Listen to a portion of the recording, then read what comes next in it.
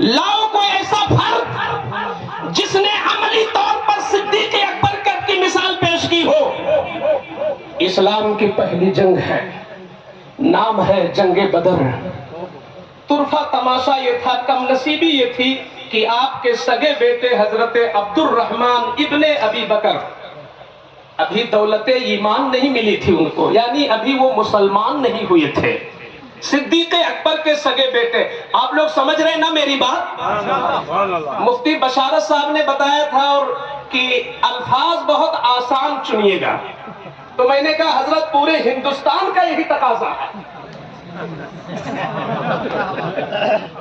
پورے ہندوستان کا وہی تقاضا کہ الفاظ سلیس ہو، کیونکہ تقریر زبانوں پہ جمانے کے لیے نہیں ہوتی، دل میں جمانے کے لیے ہوتی ہے۔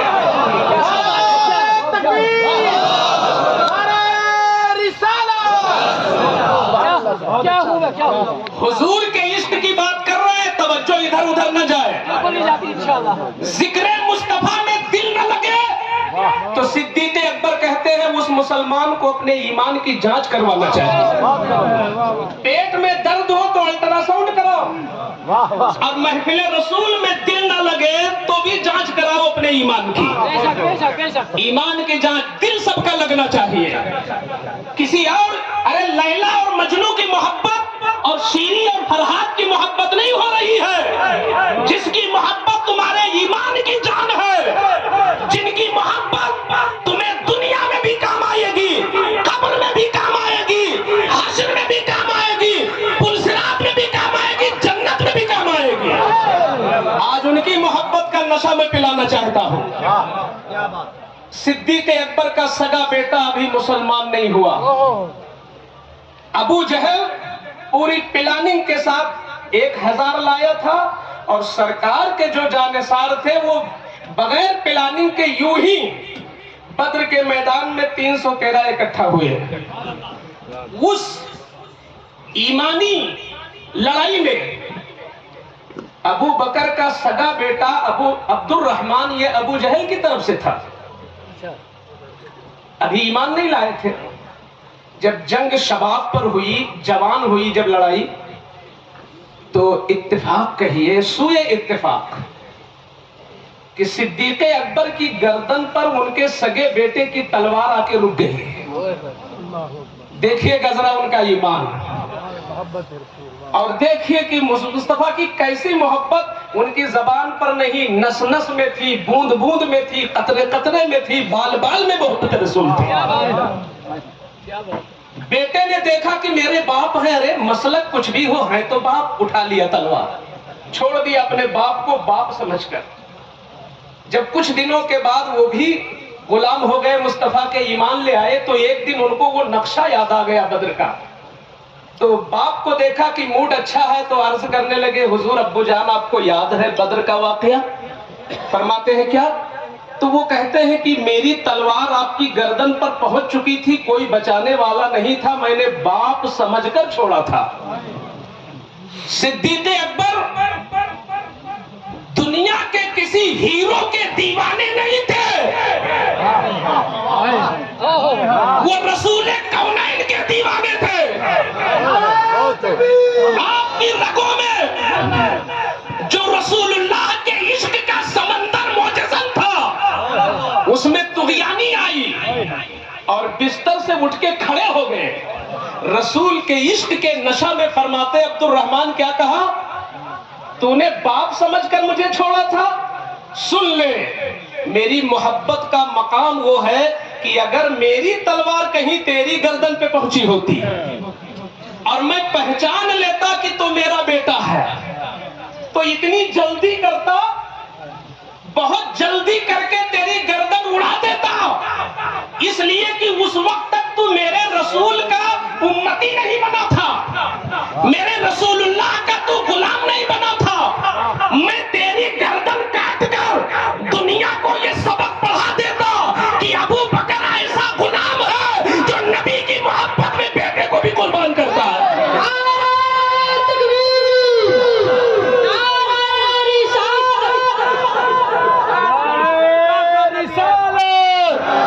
آپ حضرات ہاتھوں کو لہرا کر کہ اپنے نبی کے نام کا نعرہ لگائے، نعرہ رسالت، نعرہ رسالت، تاجدار ختم نبوت، فیضان سرکار صدیق اکبر، شان افضل الخلق بعد الانبیاء، محبت رسول کانفرنس، حضرت علامہ مفتی شیر خان صاحب قبلہ۔ ہم صدیق اکبر کے غلام ہیں۔ آج اس محبت رسول کانفرنس سے یہ مزاج لے کے جائے کہ ہمارا بھی وہ اپنا ہے جو رسول کا ہے۔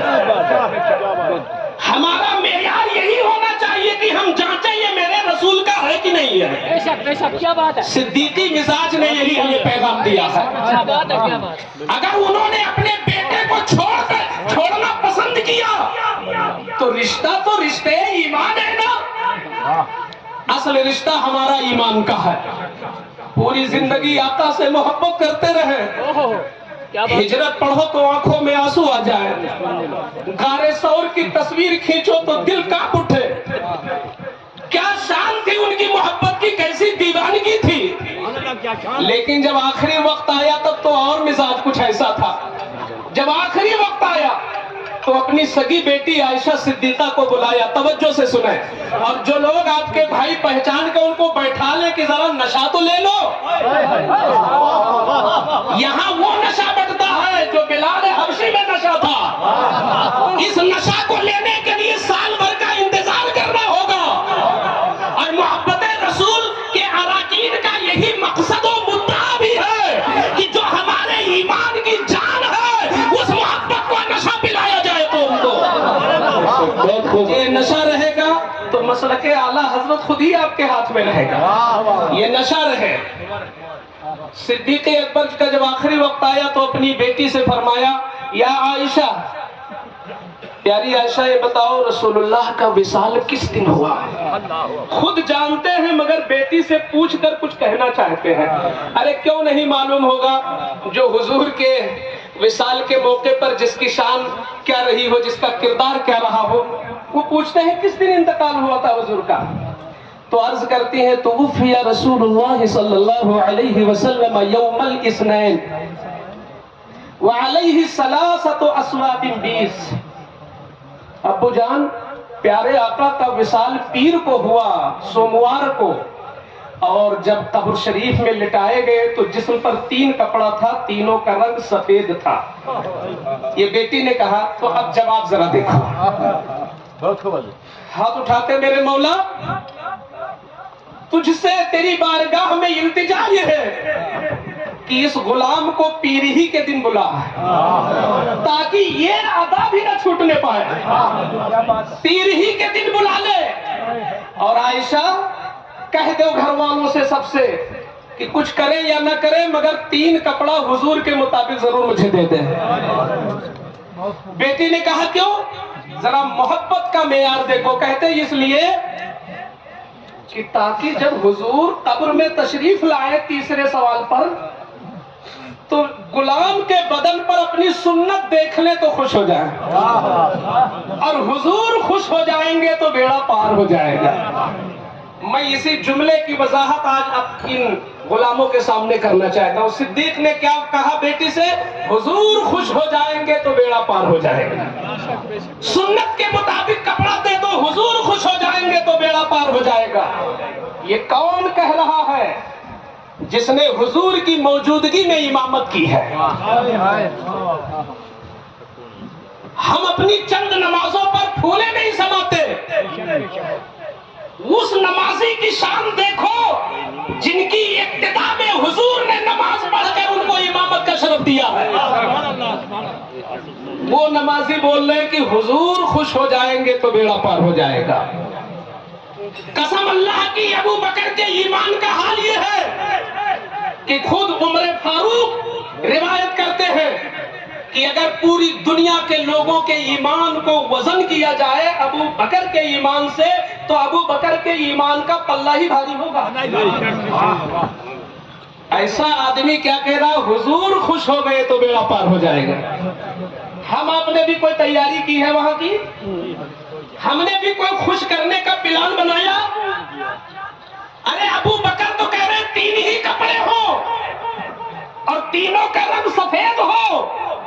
हुजूर की सुन्नत अदा हो जाए ताकि सुन्नत देखकर हुजूर खुश हो जाए। बुरा ना लगे तो एक जुमला अर्ज कर दूं, अगर तुम मोहब्बत रसूल का नशा वाक़ियतन लेने आए हो तो इस बरकाती फकीर से एक मैसेज ले जाओ कि अगर अबू बकर अपने जिस्म पर कपड़ा लेकर अपनी बख्शिश का सामान पैदा कर रहे हैं तो हम अपना चेहरा हुजूर के चेहरे की तरह बनाकर कब्र में जाएंगे ताकि हुजूर खुश हो जाए तो बेड़ा पार हो जाए।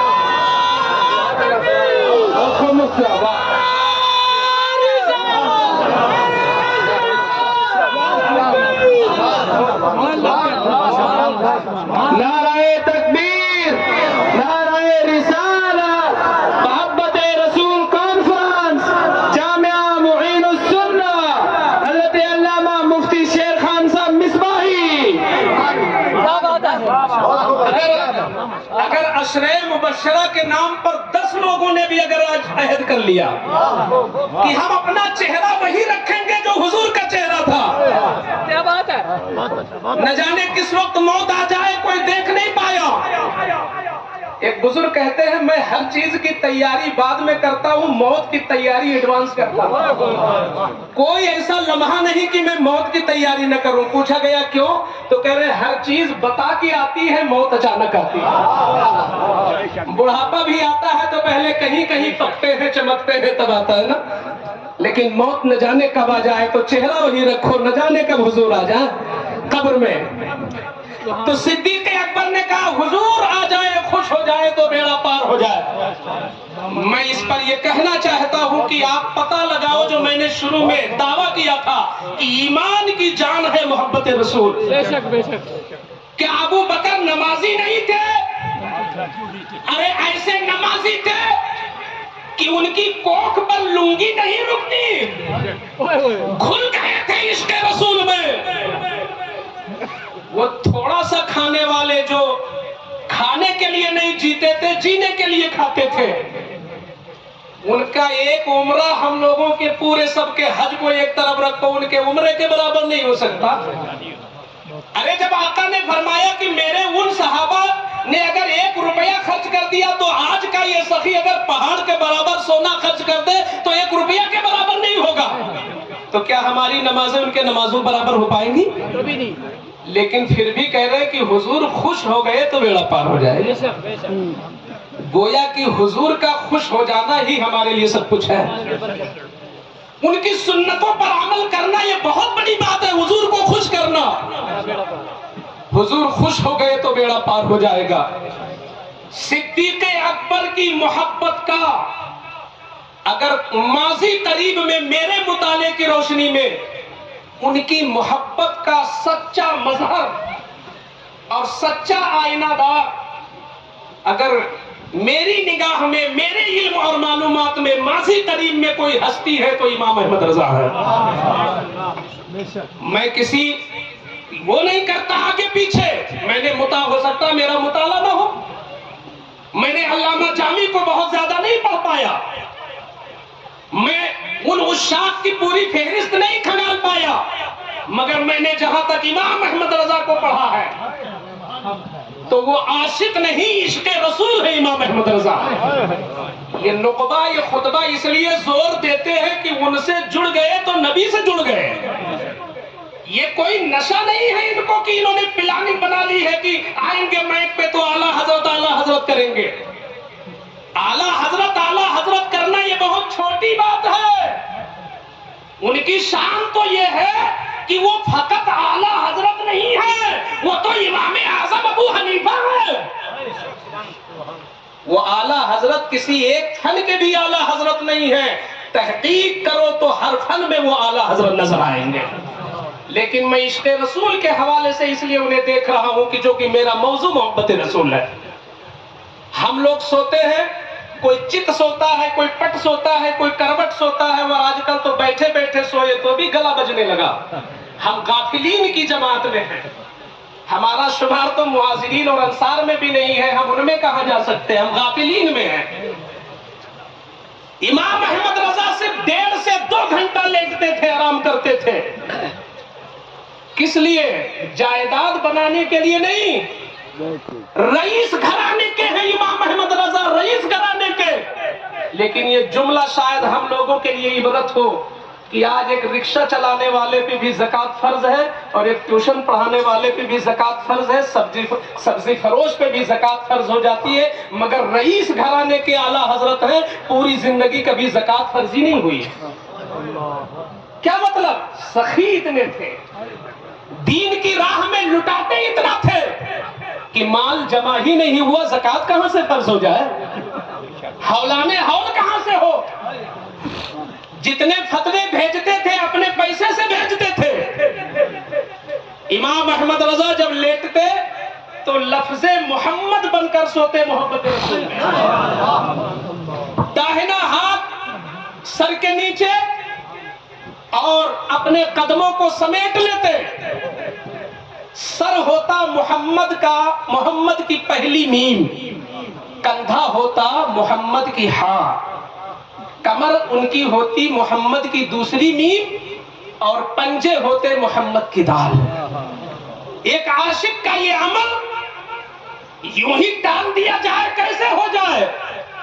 حجت الاسلام سیدنا حامد رضا خان علیہ الرحمہ والرضوان نے غور و فکر کیا کہ مجدد اس طریقے سے کیوں سوتے؟ کہتے بہت تلاش کیا، تلاش بسیار کے بعد، بڑی جستجو کے بعد ایک روایت ملی کہ جو بندہ محبت رسول میں نام محمد بن کر لیٹتا ہے زمین پر تو اللہ کو مصطفیٰ سے اتنا پیار ہے کہ ان کے نام کی شکل سے بھی بڑا پیار ہے.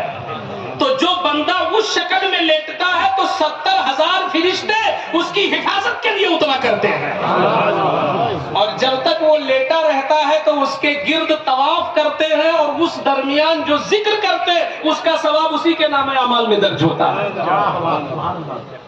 گویا امام احمد رضا ایسے عاشق تھے کہ 22 گھنٹہ بیدار رہتے، 2 گھنٹہ صرف سوتے، 2 گھنٹہ صرف سوتے، اور جب سوتے بھی تو پورے جسم کو نام محمد کی شکل اور پنجے کو اس طرح کر کے لفظ اللہ کی شکل، یہ لفظ اللہ بنا دیتے پنجے کو، جسم کو نام محمد. دنیا کو بتایا کہ امام احمد رضا کا مسلک ہی یہی ہے کہ تمہیں جانا تمہیں مانا، نہ رکھا غیر سے کام، للہ الحمد میں دنیا سے مسلمان گیا.